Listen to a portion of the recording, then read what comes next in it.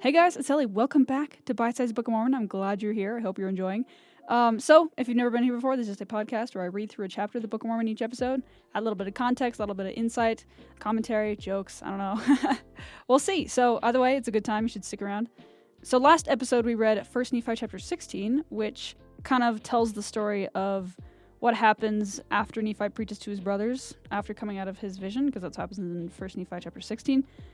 So we get the Liahona, which if you don't know, that is a brass-ish ball that showed up in front of Lehi's tent one morning, and it tells them where to go. And if they're unfaithful, then it doesn't tell them where to go. So it's based on their faithfulness, whether or not it tells them the correct way to go. Nephi also breaks his bow, and everyone's like, oh, frick, we don't have any food, we're gonna die, this is sucky. And even Lehi started murmuring, but Nephi had some initiative, and he built a bow out of wood, because his old bow that broke was steel. So he made a new wood bow, so he asks his dad where he can hunt, and he goes and hunts and gets food for the family, and everyone's happy.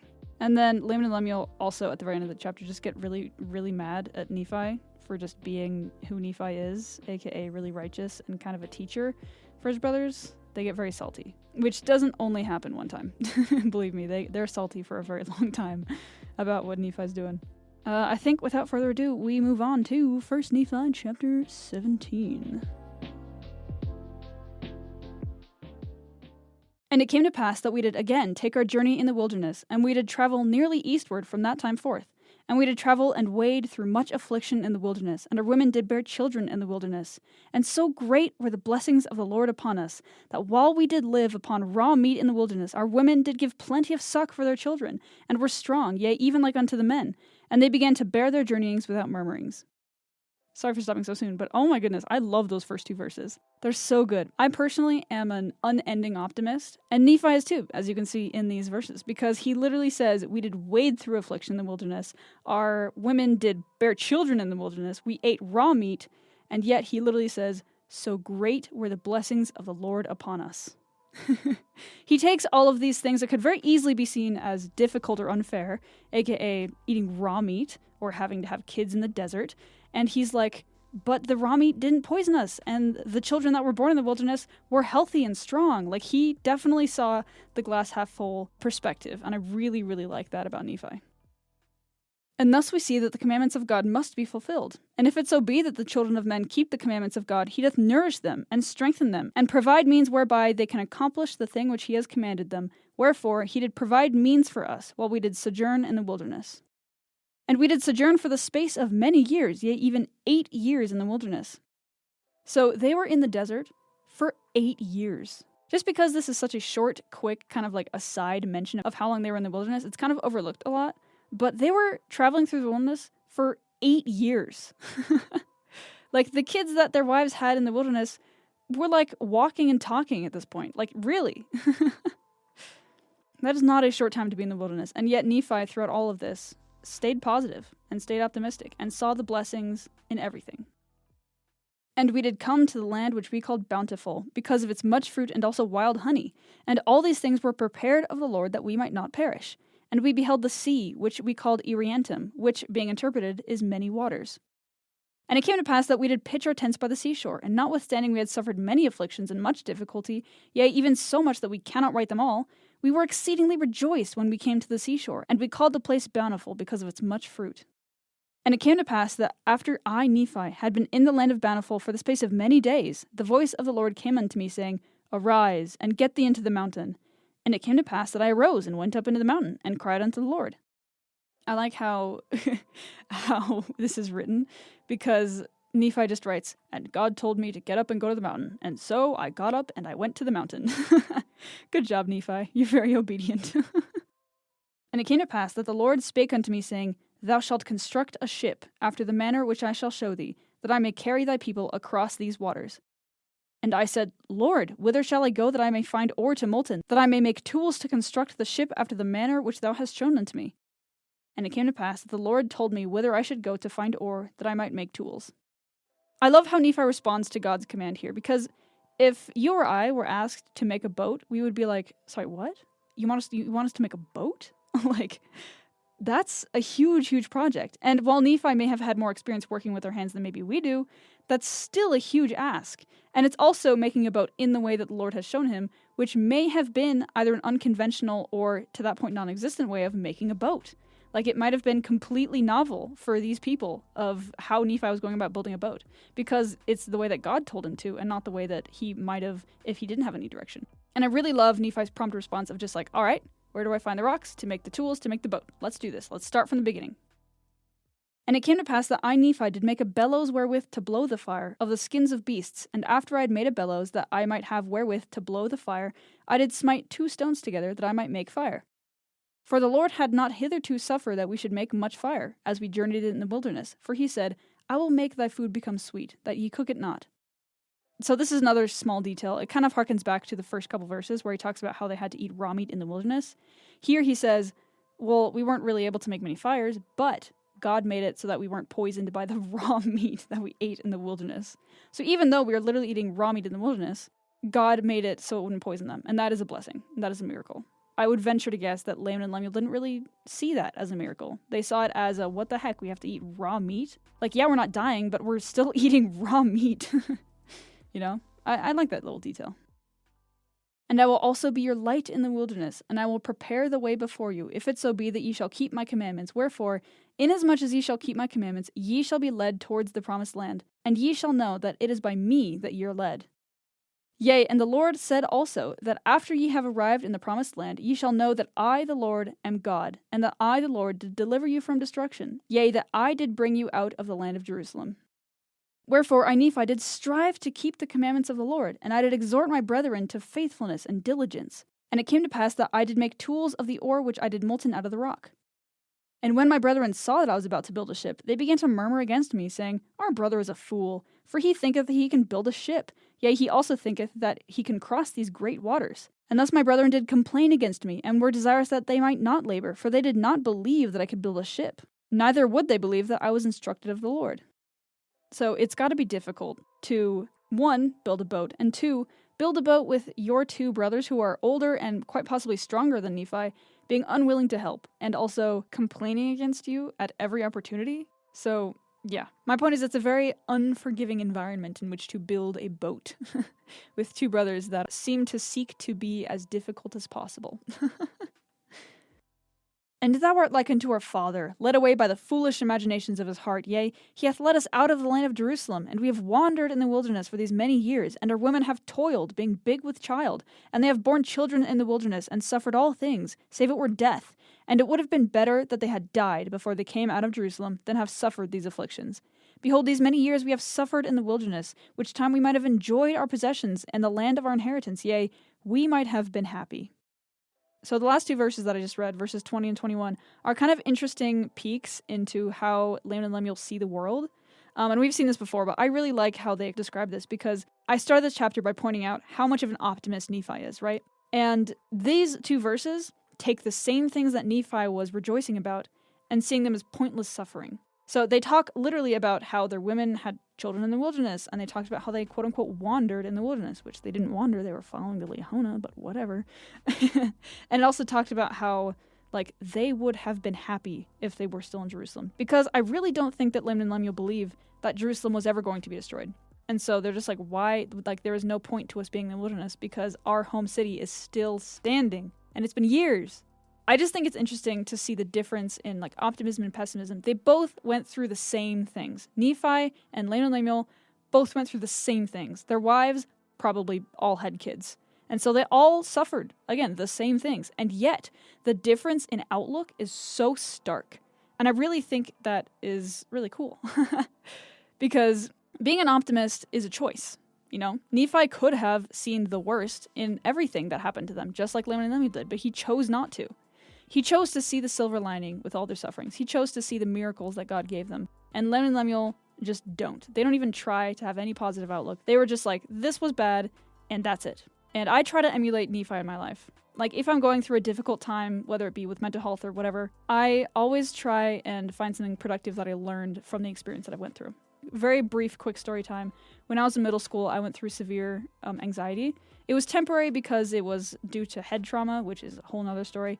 that experience of having like severe anxiety for like 3 or 4 months when I was like 12 gave me empathy for everyone in my life who has mental illness. And so even though having the anxiety was really bad and it was just not a good experience, I learned a lot about empathy. And that is still a lesson that I take today. And so that's kind of what Nephi's doing here. They're going through the wilderness, they're going through all this suffering, and Nephi's like, this is what I can learn from it. These are the miracles that God gave us. And Laman and Lemuel, if they were in my shoes, they would just be like, yeah, I had anxiety when I was a kid and it sucked and that was it, full stop. But I choose Nephi. I choose to be positive. I choose to be optimistic. And it's a very difficult choice to make sometimes, but it is still a choice that we can make.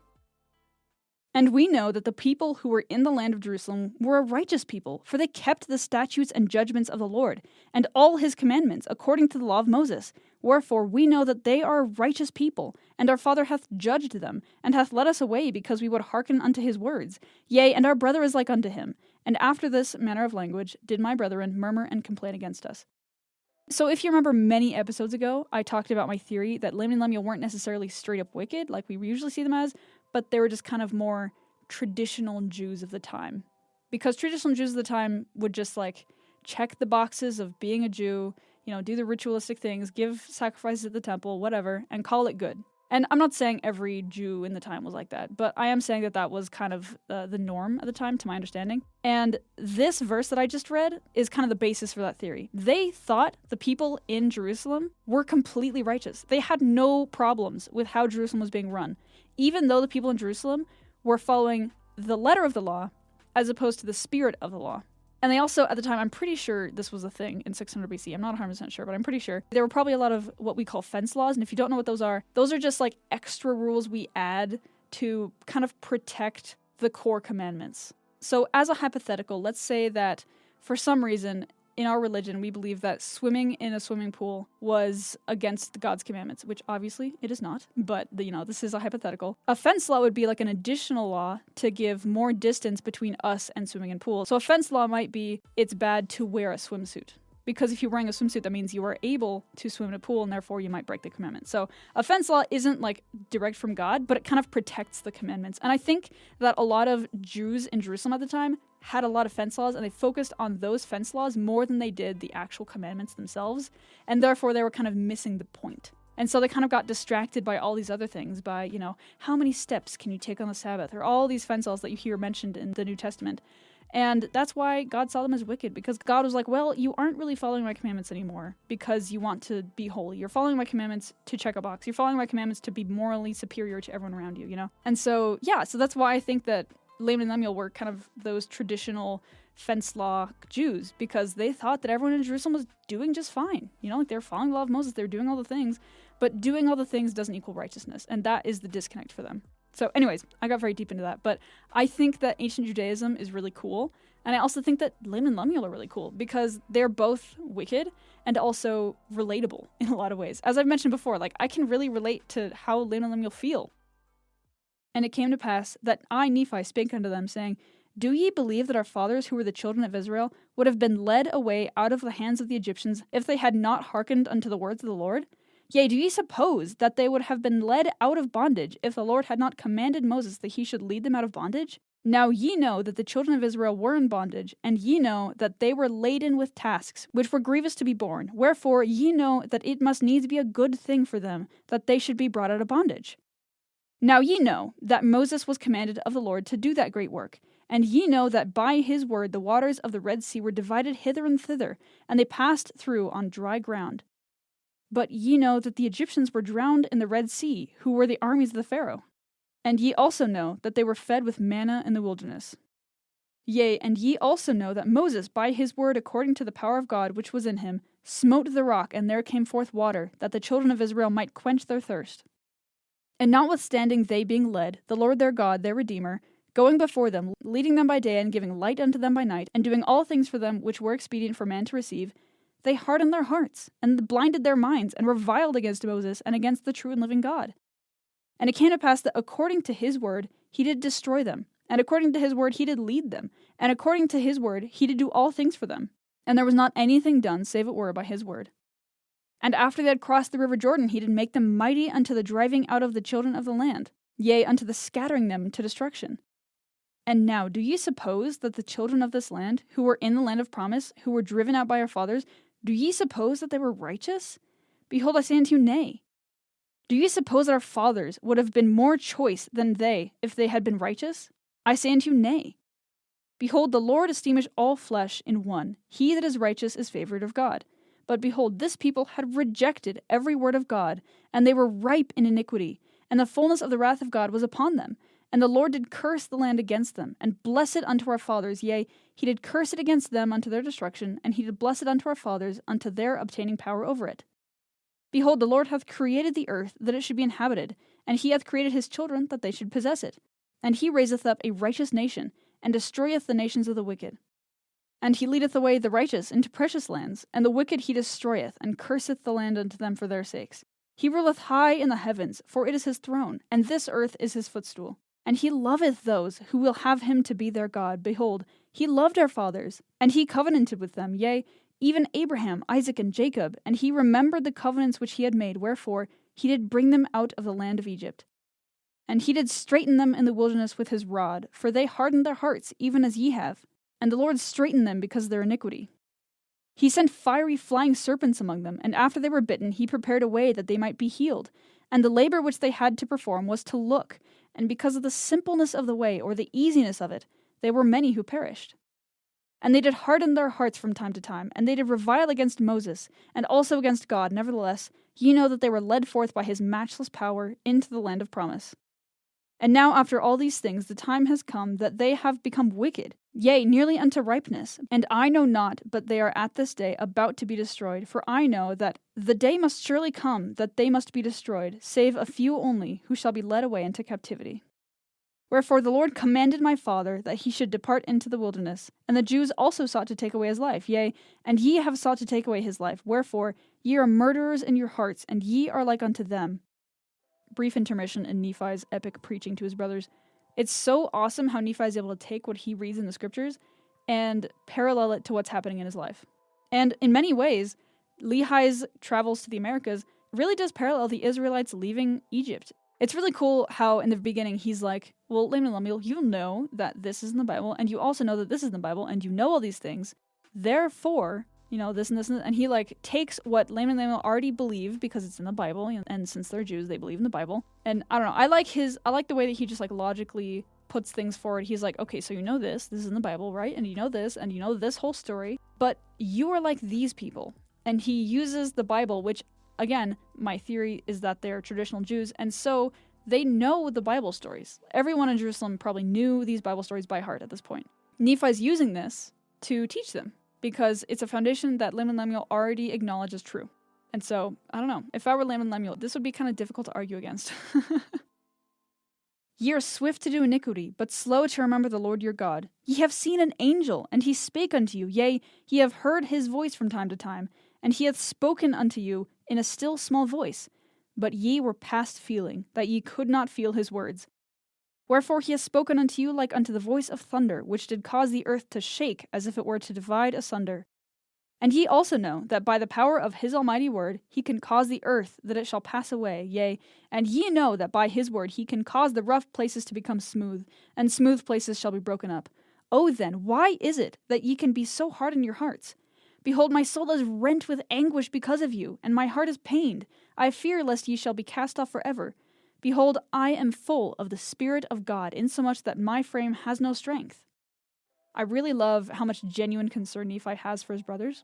Because Nephi is not just like, well, you're wicked, so you're going to get what's coming to you anyways, whatever. You know, he is like, I care about you. Like, I want you to understand. I want you to have faith, and I don't understand why you don't, and that scares me. Like, I want you to be righteous and have faith.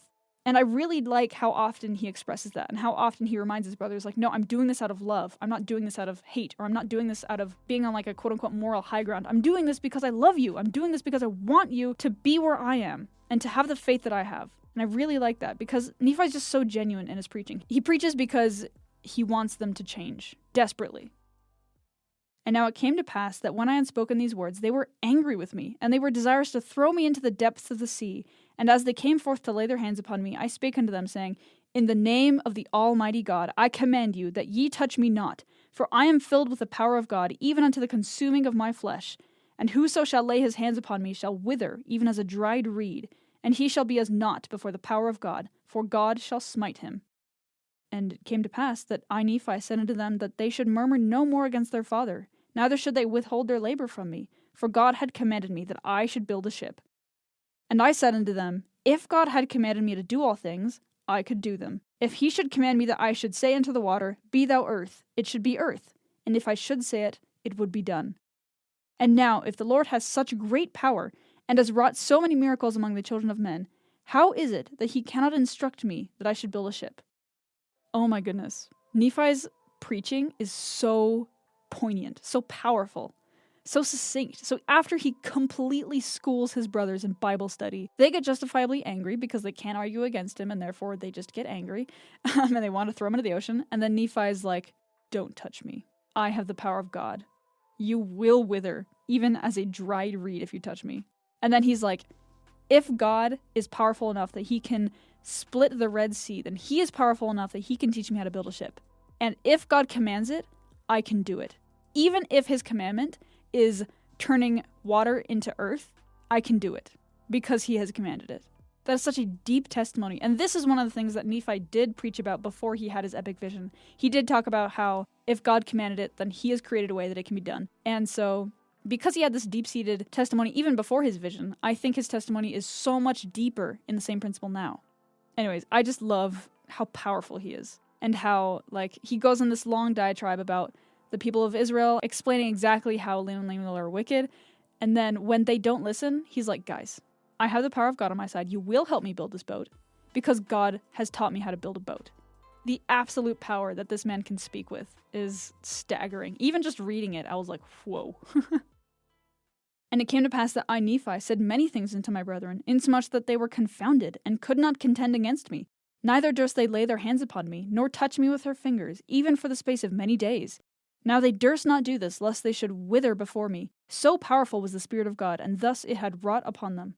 And it came to pass that the Lord said unto me, Stretch forth thine hand again unto thy brethren, and they shall not wither before thee, but I will shock them, saith the Lord. And this will I do, that they may know that I am the Lord their God. And it came to pass that I stretched forth my hand unto my brethren, and they did not wither before me, but the Lord did shake them, even according to the word which he has spoken. And now they said, We know of a surety that the Lord is with thee, for we know that it is the power of the Lord that has shaken us. And they fell down before me, and were about to worship me. But I would not suffer them, saying, I am thy brother, yea, even thy younger brother. Wherefore, worship the Lord thy God, and honor thy father and thy mother, that thy days may be long in the land which the Lord thy God shall give thee. That was a chunker of a chapter. That was packed. Oh my goodness, such a good chapter. So we started off with Nephi just being optimistic about the crap they've gone through in the wilderness. And then Nephi and his family get to the seaside, and Nephi is told to go up into a mountain, and God is like, all right, make a boat. And Nephi's like, sweet, how do I start? And then he starts making a boat, and Laman and Lemuel are teasing him, and then he completely schools them in Bible study, like I said before. And then they get angry because they're like, well, whatever. And then he basically strikes them down. He's like, I have the power of God on my side, and you will literally wither like a dried reed if you touch me. And then he just bears this super powerful, poignant testimony of how if God commands it, it can be done. And that is such a simple principle, but Nephi teaches it with such power, such strength, that it's just, oh my goodness, it's just so good. At the very end, Nephi shocks his brethren with the power of God, and Laman and Lemuel are like,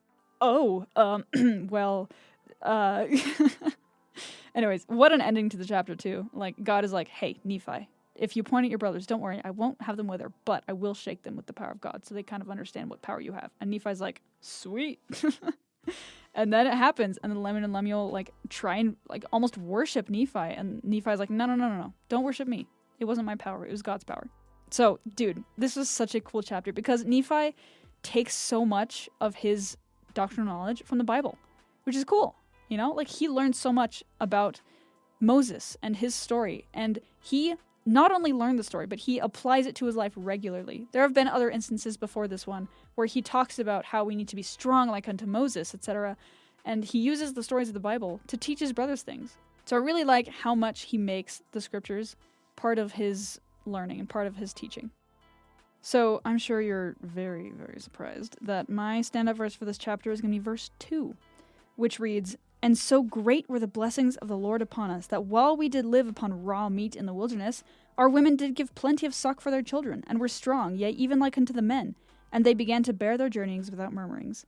Because Nephi's unending optimism is so inspiring to me. Because, like I said, that's what I strive for in my life. And I really like how, in the first verse, he literally says, this is what we've been through in the wilderness. Like, we've been in the desert, we're wading through much affliction, our wives had children in the wilderness, and yet we're so blessed. And that is such a wild sentiment to have. Because if I were in the wilderness and I had gone through all that, I would just be miserable, probably. I would just be like, well, this sucks. You know, like, life is hard. Yes, we're being led by God, and that's cool, but, like, still, day-to-day life just kind of sucks. And I'm sure if Nephi were standing next to me, he'd be like, no. I don't think you understand. We've been blessed every single moment of every single day by God. Because we are alive, and because we have food that doesn't poison us, and because our kids are healthy that we've had in the wilderness, and all this stuff. And I just really like his outlook. Because, like I said, I strive to have a similar outlook. Optimism and faith kind of go hand in hand. And, oh my goodness, I just think it's cool. So, yeah. That's the episode for today. Thank you so much for listening. I very much enjoyed this chapter, as I'm sure you noticed. Thanks for listening to my ramblings. And as always, there are those links in the show notes. One is for just getting a web version of the scriptures, and the other two are for getting different app versions of the Book of Mormon, all of which are free. And yeah, so if you don't have your own copy, you can go ahead and click those links. Another link down there is labeled as Let Me Know What You Learned, and that is a place where you can let me know what you learned, or give feedback about the podcast, or just message me with whatever comments you have, anything. I'd love to hear from you. So with that said, I will talk to you later. Bye.